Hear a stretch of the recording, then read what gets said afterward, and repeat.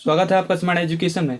इस वीडियो में हम डिस्कस करेंगे अक्षांश और देशांतर रेखाओं के बारे में, लैटिट्यूड्स और लॉन्गिट्यूड्स लाइंस के बारे में। एनसीईआरटी ज्योग्राफी क्लास 6 का सेकेंड चैप्टर है। एग्जाम पॉइंट ऑफ व्यू से बहुत इंपॉर्टेंट टॉपिक है क्योंकि एग्जाम में इससे रिलेटेड क्वेश्चन आते हैं। सबसे पहले हम समझ लेते हैं कि पृथ्वी का आकार कैसा है। पृथ्वी का आकार पूरी तरह से गोल नहीं है। पृथ्वी का आकार पूरी तरह से गोल नहीं है। ये अपने ध्रुवों में चपटी है और यह मध्य में उभरी हुई है। आइए समझ लेते हैं कैसे। जैसे कि पृथ्वी का ये नॉर्थ पोल है और ये साउथ पोल है। दोनों ध्रुवों में यह चपटी है और यह मध्य में उभरी हुई है। मिडिल एरिया में यह उभरी हुई है और मध्य में यह चपटी है। इस आकार को हम बोलते हैं भू-आप आकार। भू-आप आकार का मतलब है कि पृथ्वी के आकार की तरह दिखने वाली आकृति को हम भू-आप आकार कहते हैं। अब आप कमेंट करके बताएंगे कि इसका आकार पृथ्वी का आकार भू-आप क्यों है, गोल क्यों नहीं है। आकार के बाद हम समझ लेते हैं कि पृथ्वी जो है अपने अक्ष पर घूमती है और लगभग 24 घंटे में एक चक्कर पूरा करती है। अक्ष जो है कोई वास्तविक रेखा नहीं है, काल्पनिक रेखा है। अब जैसे पर्वत, नदी, पहाड़ होते हैं, हमको दिखते हैं, लेकिन ऐसा नहीं है कि हमको अक्ष भी दिखे। अक्ष हम मान लेते हैं, लेकिन अक्ष वास्तविक रेखा नहीं, ये काल्पनिक रेखा है और ये अपने कक्षीय समतल पर 66.5 डिग्री कोण बनाती है, यानी पृथ्वी अपने अक्ष पर झुकी हुई है। आइए इसको चित्र के माध्यम से समझ लेते हैं। मान लेते हैं कि ये अर्थ है और इस अर्थ के अगर हम दो बराबर भागों में काटें तो ये लाइन आ जाएगी और इसको अगर हम इस पर एक लंब अगर हम खींचते हैं तो ये लंब जो होता है हमेशा 90 डिग्री पर खींचा जाता है। 90 डिग्री लंब होगा, लेकिन जो एक्सिस है, जो अर्थ की एक्सिस है, इस लाइन से एक हॉरिजॉन्टली ऑर्बिटल लाइन से ये 66.5 डिग्री का कोण बनाती है। यानी इसका मतलब ये है कि जो पृथ्वी है सीधी ना होकर एक ओर झुकी हुई है, अपने एक्सिस की ओर झुकी हुई है। अब हम समझते हैं अक्षांश रेखाओं के बारे में। इंग्लिश में इसको लैटिट्यूड लाइंस बोलते हैं और सबसे इंपॉर्टेंट लैटिट्यूड लाइंस है विषुवत रेखा, इसी को हम भूमध्य रेखा और इंग्लिश में इसको इक्वेटर कहते हैं। पृथ्वी को ये दो बराबर भागों में बांटती है, उत्तरी गोलार्ध और दक्षिणी गोलार्ध में। आइए समझ लेते हैं कैसे। ग्लोब में आप दो ग्लोब दिख रहे हैं आपको, ये दोनों ग्लोब अलग अलग रेखाओं के बारे में बता रहे हैं। जो ये वाला ग्लोब है ये अक्षांश रेखाओं के बारे में और ये देशांतर रेखाओं के बारे में बता रहा है। तो अक्षांश जो रेखाएं हैं वो हमेशा वेस्ट टू ईस्ट या ईस्ट टू वेस्ट चलती हैं, यानी पूरब से पश्चिम या पश्चिम से पूरब की ओर चलती हैं। और सबसे इम्पोर्टेंट जो लैटिट्यूड है, सबसे इम्पोर्टेंट अक्षांश रेखा है, उसका नाम है विषुवत रेखा या इक्वेटर। ये पृथ्वी को दो बराबर भागों में बांटती है। ऊपरी हिस्से को नॉर्थ पोल और नीचे साउथ पोल कहते हैं। तो नॉर्थ पोल वाले हिस्से को हम बोलेंगे उत्तरी गोलार्ध और नीचे वाले हिस्से को हम बोलेंगे दक्षिणी गोलार्ध। और इसके अलावा अब हम समझते हैं कि लैटिट्यूड होती क्या है। जो लैटिट्यूड जो लाइंस हैं, इक्वेटर के पैरेलल जितनी भी लाइन है, पैरेलल समझते हैं, जैसे एक लाइन ये खींची मैंने और दूसरी लाइन ये खींची, ये दोनों लाइन एक दूसरे के पैरेलल हैं, एक दूसरे को ये काट नहीं रही हैं। आगे भी अनंत में भी जाएंगी तो ये दोनों रेखाएं एक दूसरे को ऐसे नहीं काटेंगी। ये लाइंस जो होती हैं पैरेलल लाइंस कहलाते हैं। तो इसी तरह इक्वेटर से जितनी भी पैरेलल लाइंस हैं, जितनी भी लाइंस हैं, वो ध्रुव तक जितनी भी लाइन हैं, ये सारी लाइनें क्या कहलाती हैं? अक्षांश रेखाएं कहलाती हैं। इस इमेज में हम अक्षांश रेखाओं को और बढ़िया तरीके से समझ सकते हैं। जैसे कि ब्लू कलर की जो लाइंस हैं ये एक दूसरे के पैरेलल हैं, दो लाइंस हैं, ये दोनों एक दूसरे के पैरेलल हैं, ये अक्षांश रेखाएं कहलाती हैं। और जो ये वर्टिकल हैं, जो ये सीधी रेखाएं हैं, ये ऊपर रेड और ब्लू कलर की जो रेखाएं यहाँ पर दिख रही हैं, ये दोनों रेखाएं देशांतर रेखाएं। अब हम डिस्कस कर लेते हैं अक्षांश रेखाओं से कुछ इंपॉर्टेंट फैक्ट। जैसे पहली चीज़ हम समझना पड़ेगा कि पृथ्वी में कुल कितनी अक्षांश रेखाएं, तो वो है 360 डिग्री, क्योंकि अक्षांश रेखाओं को हम डिग्री में मेज़र करते हैं। तो पृथ्वी की कुल अक्षांश रेखाएं 360। आइए समझ लेते हैं कैसे। ग्लोब में जो बीच में जो लाइन है, जो बीच का अक्षांश है, इसको हम बोलते हैं इक्वेटर और इसका मान होता है 0 डिग्री, है ना। तो इक्वेटर को क्या बोलेंगे? 0 डिग्री अक्षांश रेखा, ये बीच में से निकली हुई है। और हम अगर नॉर्थ की ओर जाएंगे, नॉर्थ पोल में, तो नॉर्थ पोल में जो सबसे लास्ट हिस्सा है उसको हम बोलेंगे 90 डिग्री अक्षांश रेखा और जो साउथ वाला हिस्सा है उसको बोलेंगे हम 90 डिग्री साउथ अक्षांश। तो 90 ऊपर साइड और 90 नीचे साइड, टोटल कितने हो गए? एक साइड का 90 90 180 और पीछे साइड भी 180 होंगे, तो टोटल कितने हो गए? 360 अक्षांश हो गए। अब हम महत्वपूर्ण अक्षांश रेखाओं के बारे में देख लेते हैं। जैसे कि पहली जो रेखा है उत्तरी गोलार्ध में है कर्क रेखा, इसका मान है 23.5 डिग्री उत्तर में, और दूसरी है दक्षिणी गोलार्ध में मकर रेखा, इसका मान है 23.5 डिग्री दक्षिण में। तो दोनों रेखाओं को देख लेते हैं। ये है इक्वेटर बीच से गई हुई है विषुवत रेखा। विषुवत रेखा के उत्तर में ये है कर्क रेखा, जिसको हम इंग्लिश में बोलते हैं ट्रॉपिक ऑफ कैंसर, इसका मान कितना है 23.5 डिग्री नॉर्थ। और दूसरी जो रेखा है दक्षिण में, इसको बोलते हैं हम मकर रेखा, ट्रॉपिक ऑफ कैप्रिकॉन।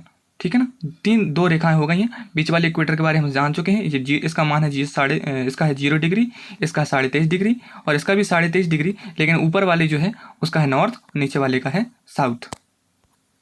दो अन्य रेखा हैं उत्तरी ध्रुव व्रत और दक्षिणी ध्रुव व्रत, दोनों 66.5 डिग्री हैं, लेकिन उत्तरी ध्रुव व्रत जो है, जिसको हम बोलते हैं आर्कटिक सर्कल, वो है 66.5 डिग्री उत्तर में, और जो अंटार्कटिका वाला सर्कल है वो है 66.5 डिग्री दक्षिण में। समझ लेते हैं उनको भी।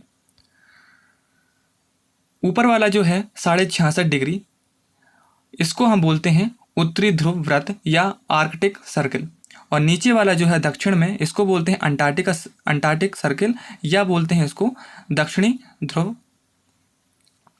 तो दोनों का मान जो है 66.5 डिग्री है, लेकिन ऊपर वाले का नॉर्थ है क्योंकि वो नॉर्थ साइड में है, और नीचे वाले का है साउथ में क्योंकि वो साउथ साइड में है। और नॉर्थ पोल के बारे में समझ चुके हैं, ये तो 90 डिग्री है, और ये साउथ पोल के बारे में ये भी 90 डिग्री है, लेकिन ऊपर वाला जो है नॉर्थ में और नीचे साउथ में।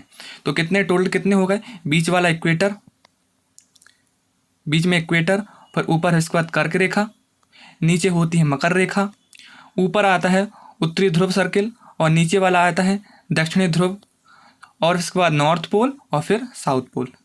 ये इंपॉर्टेंट अक्षांश रेखाएं हैं। इनके अलावा बहुत सी अक्षांश रेखाएं हैं छोटी छोटी, तो जो कि लोकेशन को जब इंडिकेट करते हैं उसके लिए वो यूज़ होती हैं। अक्षांश रेखाओं से रिलेटेड एक बहुत ही इंपॉर्टेंट टॉपिक है पृथ्वी के ताप कटिबंध के बारे में। तो ताप कटिबंध का मतलब होता है हीट जोन्स। इसके बारे में हम समझेंगे कि पृथ्वी के किस एरिया में ज़्यादा टेम्परेचर होता है, किस एरिया में कम टेम्परेचर में होता है, और किस एरिया में टेम्परेचर बहुत ही कम होता है। तो उसी को हम बोलते हैं ताप कटिबंध, जो उसका डिस्ट्रीब्यूशन है हीट का, उसके बारे में हम चर्चा करेंगे। तो ये मेनली 3 कटिबंध होते हैं। पहला होता है उष्ण कटिबंध, जहाँ गर्मी ज़्यादा होती है। दूसरा होता है शीत उष्ण कटिबंध, इसको हम मिला के शीतोष्ण कटिबंध कहते हैं, तो जहाँ पर ठंड भी होती है और गर्मी होती है, मतलब कि जो जलवायु होती है ना ज़्यादा गर्म होती है ना ज़्यादा ठंडी होती है। और तीसरा प्रकार होता है शीत कटिबंध, यहाँ पर ठंड ज़्यादा होती है। तीनों को समझ लेते हैं। विषुवत वृत्त के आसपास का जो एरिया है, यह है विषुवत वृत्त का आसपास का एरिया, जो कि कर्क रेखा और मकर रेखा तक जाता है। दोनों साइज 23.5 डिग्री उत्तर और 23.5 डिग्री दक्षिण पर है।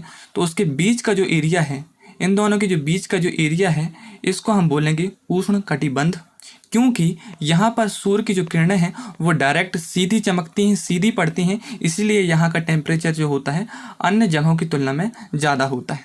इसके बाद बात करते हैं हम शीतोष्ण कटिबंध की। तो शीतोष्ण कटिबंध जो होता है कर्क रेखा और मकर रेखा के बाद चालू होता है, और ये खत्म होता है उत्तरी ध्रुव व्रत और दक्षिणी ध्रुव व्रत में। कर्क रेखा से चलेगा तो उत्तरी ध्रुव व्रत तक, और इसके बाद दक्षिणी ध्रुव में, दक्षिणी गोलार्ध में ये रहेगा मकर रेखा के बाद से दक्षिणी ध्रुव व्रत तक। इसको हम बोल देंगे शीतोष्ण कटिबंध।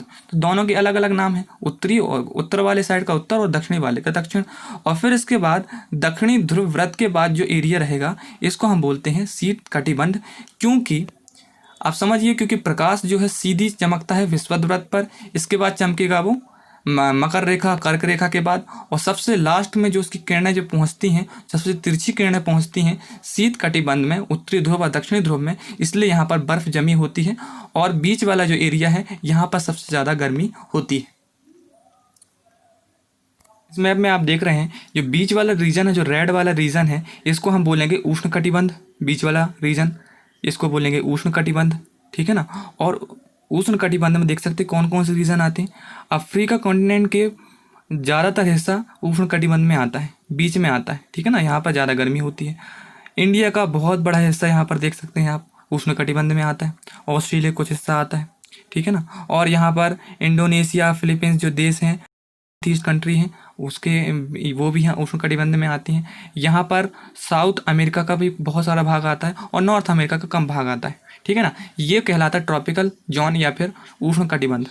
इसके बाद जो सब ट्रॉपिक जोन होता है, सब ट्रॉपिक जोन यानी कि ट्रॉपिकल एरिया से थोड़ा कम गर्मी पड़ती है जहाँ पर, तो ये सब ट्रॉपिक जोन ये वाला हिस्सा हो गया और ऊपर वाला हिस्सा ये, यानी ऑरेंज लाइन के अंदर वाला और रेड एरिया के बाहर वाला जो होता है सब ट्रॉपिक जोन होता है। जो इंडिया है, इंडिया का बहुत बड़ा भाग सब ट्रॉपिक जोन में आता है। इसके बाद बारी आती है टेम्परेट जोन की, यानी कि शीतोष्ण कटिबंध की। तो ये जो है ये जहाँ मैं शो कर रहा हूँ आपको, ये होता है शीतोष्ण कटिबंध।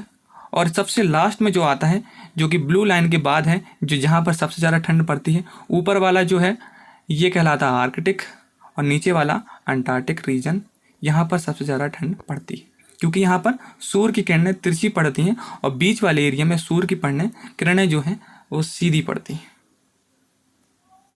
अब हम समझते हैं देशांतर रेखाओं के बारे में। इंग्लिश में हम इनको लॉन्गिट्यूड बोलते हैं। उत्तर ध्रुव को दक्षिण ध्रुव से जोड़ने वाली काल्पनिक रेखाओं को देशांतर रेखाएं कहते हैं। समझते हैं कैसे। जैसे ऊपर है नॉर्थ पोल और नीचे है साउथ पोल, इन दोनों को जोड़ने वाली जो इमेजिनरी काल्पनिक जो रेखा है, इसको हम बोलेंगे देशांतर रेखा या लॉन्गिट्यूड लाइंस, ठीक है। और ये काल्पनिक रेखा क्योंकि हम इसको मानते हैं, वास्तव में होते नहीं, ये काल्पनिक रेखाएं होती हैं। ये जो है अर्धवृत्त होती हैं, मतलब जैसे कि पूरा वृत्त होता है, पूरा गोल होता है, तो ये अर्धवृत्त होती हैं, आधी होती हैं, पूरा वृत्त नहीं होती, आधा, यानी कि नॉर्थ पोल से साउथ पोल तक मिलाने वाली ये अर्धवृत्ताकार होती हैं। और ये एक दूसरे से नॉर्थ पोल या साउथ पोल में जाके मिल जाती हैं और पोलों के पास आके, ये दोनों ध्रुवों के पास आके एक दूसरे के पास हो जाती हैं। जब दोनों दूर जाती हैं दोनों ध्रुवों से, तो ये बीच में कैसी हो जाती हैं, इनकी दूरी बढ़ जाती है। इसको मापने का तरीका जो है वो है डिग्री, जो कि अक्षांश रेखाओं को मापने का तरीका था। डिग्री को हम मिनट में डिवाइड करते हैं, फिर मिनट को हम सेकंड में डिवाइड करते हैं। जो प्रमुख देशांतर रेखा है यह ब्रिटिश राज की वेधशाला से गुजरती है, इसका मान 0 है। पहले क्या था कि हम ये समस्या थी कि हम 0 डिग्री देशांतर रेखा किसको माने, तो सभी देशों ने सहमति व्यक्त की और यह माना कि जो यूके से के वेधशाला से जो निकलने वाली जो देशांतर रेखा है, हम उसको 0 डिग्री लॉन्गिट्यूड मानेंगे और वहाँ से फिर गिनती शुरू करेंगे। तो 0 डिग्री नॉर्थ से अगर हम नॉर्थ की ओर वेस्ट की ओर जाएंगे और ईस्ट की ओर जाएंगे, तो जो वेस्ट की ओर हम जाएंगे तो हम इसको बोलेंगे, ये कौन सी वाली लाइंस होंगी, ये होंगी लॉन्गिट्यूड वेस्ट वाली लाइन। और इस साइड जो जाएंगे हम जो इनको बोलेंगे लॉन्गिट्यूड वेस्ट। जैसे हम देख सकते हैं ना, west 20 degree east, 20 degree west, ये क्या है, लॉन्गिट्यूड्स हैं, ठीक है ना। इनके बारे में हम आगे समझेंगे। तो हम समझ चुके हैं कि लैटिट्यूड और लॉन्गिट्यूड लाइंस क्या होती हैं। तो जो लैटिट्यूड लाइंस यानी कि अक्षांश रेखाएं जो होती हैं वो पूरब से पश्चिम चलती हैं, और जो लॉन्गिट्यूड लाइंस जो होती हैं यानी देशांतर रेखाएं होती हैं वो नॉर्थ पोल से साउथ पोल की ओर चलती हैं, ठीक है ना। और जो लैटिट्यूड लाइंस है, अक्षांश रेखाएं, ये दोनों एक दूसरे के पैरेलल होती हैं, एक दूसरे के समानांतर होती हैं। और जो लॉन्गिट्यूड लाइन है ये एक दूसरे के समांतर नहीं होती हैं, ये दोनों पोल में जाकर मिल जाती हैं। अब हम वर्ल्ड मैप में समझ लेते हैं कि कौन कौन सी प्रमुख रेखा कहाँ से गुजरती हैं। तो सबसे पहले अगर हम विषुवत वृत्त को देखें, तो विषुवत वृत्त जो है सबसे पहले ये गुजरती है दक्षिण अमेरिका के अमेजॉन नदी के ऊपर से, देख सकते हैं आप, ये गुजर रही है बीच वाली रेखा। फिर इसके बाद ये अफ्रीका के बीच से गुजरती है और हमारे भारत देश के नीचे से हिंद महासागर से गुजरती हुई ये जाती है प्रशांत महासागर में। और इसके बाद हम बात करते हैं ऊपर यानी कि कर्क रेखा के बारे में। तो कर्क रेखा उत्तर अमेरिका से गुजरती हुई ये अफ्रीका से भी गुजरती है और फिर इसके बाद ये हमारे भारत से भी गुजरती है। मकर रेखा की बात करें तो मकर रेखा ऑस्ट्रेलिया से गुजरती है, फिर इसके बाद ये अफ्रीका से गुजरती है और फिर दक्षिण अमेरिका से गुजरती है। एक रोचक बात यह है कि तीनों रेखाएं जो हैं अफ्रीका के कॉन्टिनेंट से गुजरती हैं, अफ्रीका महाद्वीप से तीनों रेखाएं गुजरती हैं। हमारे देश से कर्क रेखा गुजरती है, तो हम ये समझ लेते हैं कर्क रेखा किन किन राज्यों से होकर गुजरती है। सबसे पहले गुजरात के बाद आता है राजस्थान के बाद राजस्थान का छोटा सा हिस्सा यहाँ पर कर्क रेखा से मिलता है। फिर इसके बाद मध्य प्रदेश से गुजरती है और फिर इसके बाद छत्तीसगढ़ से, छत्तीसगढ़ के बाद झारखंड, फिर पश्चिम बंगाल, पश्चिम बंगाल के बाद त्रिपुरा और फिर अंत में मिजोरम से गुजरती है। तो इसका आप सीक्वेंस याद रखिए। सबसे पहले गुजरात, गुजरात के बाद राजस्थान, फिर मध्य प्रदेश, फिर छत्तीसगढ़, फिर झारखंड, पश्चिम बंगाल, त्रिपुरा और फिर मिजोरम। अब हम समझ लेते हैं कि मध्य प्रदेश के किन जिलों से कर्क रेखा गुजरती है। तो सबसे पहले गुजरती है रतलाम से, फिर उज्जैन, फिर आगर, फिर इसके बाद राजगढ़, फिर इसके बाद सीहोर, भोपाल, विदिशा, रायसेन, सागर, दमोह, जबलपुर, कटनी, उमरिया और शहडोल। यहाँ पर शाजापुर से नहीं गुजरती है। जितने भी रेड कलर से जिले लिखे हुए हैं उन जिलों से कर्क रेखा गुजरती है।